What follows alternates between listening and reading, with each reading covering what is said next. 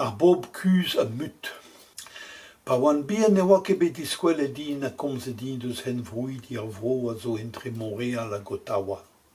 Entre ster an Outaouais hag ar mene kren pe ar Mont Tremblant. Ur vro un tamm dilezet a koulskoude ker da vat, kouadet a wimpin, sapr a skalgroach, deus a sort a chench o delio a liou, mat ur vro da vezañ laouret, ru, melen ru, a melen en fin mis Gwengolo hag epen kentañ misere. Ar bob la oa eno a vije gwetet de boul an ei gwechal, klopen o boul, mutu. Evel ur sort pesket bien a gaver en leno Amerika an nors. Ne vije ket gwell gentil an dudwen gante avat. O gwir anno, a zo kitik an zibi en o yez, hag ar bob la bez a zo anvet an ishinabe. Ur loden eo eus ar bob al gonkin. Zem eus disket neo eso, ur bob ku, sioul, rezioul marteze.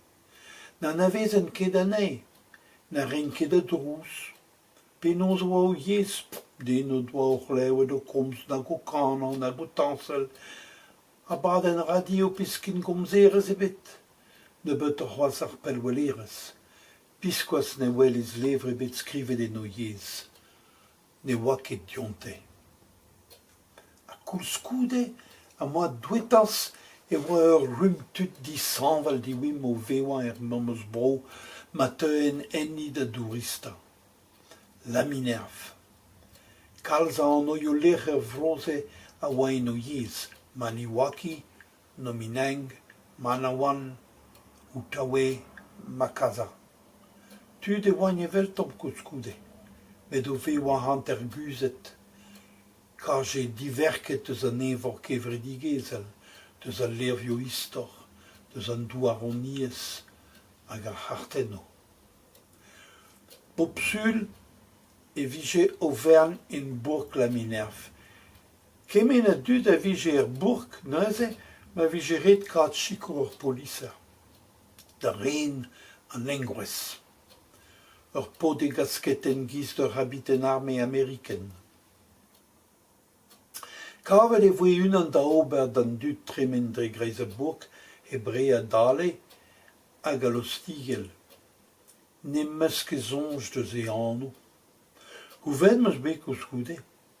Un den bien oa, paket start en e zillet polis, hag ar pez a zouez ar anno, e oa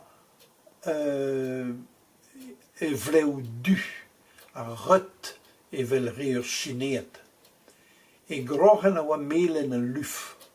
Kwan en gwayone, un indien a oa heb mar na marteze, hanval a oar ouz tut Mexico pe Guatemala, hag un den dous sur, didrous.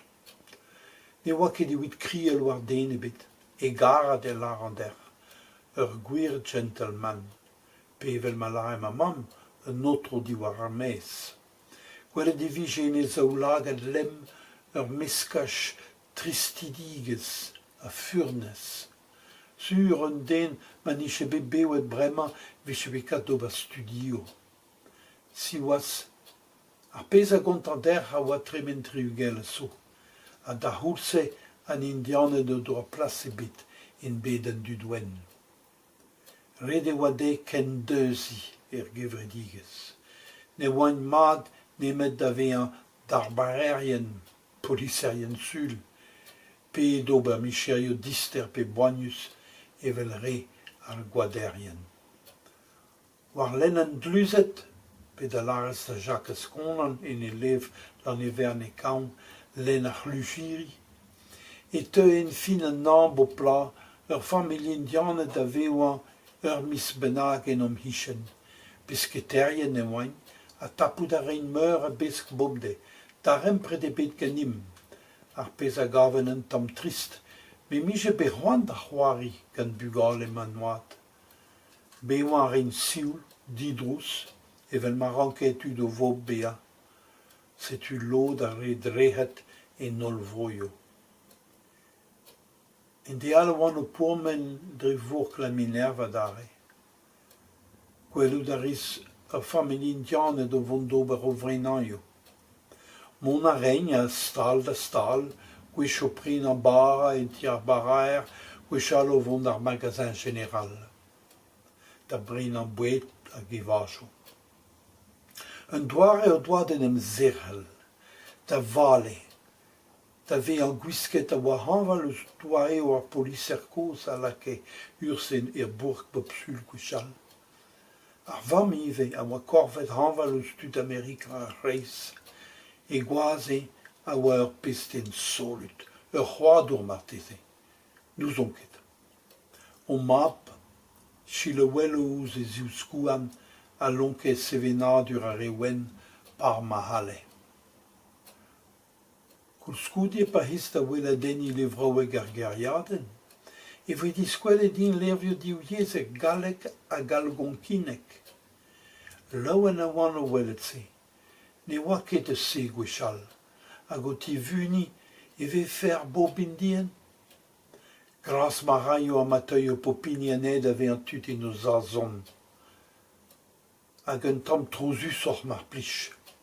Ne glev oa ken ar c'hallegerian on ran vanne les sauvages, ken. Per zos legerian The Savages. Evel ma vije gret diante er skolio hag e levio skol pa oan bien.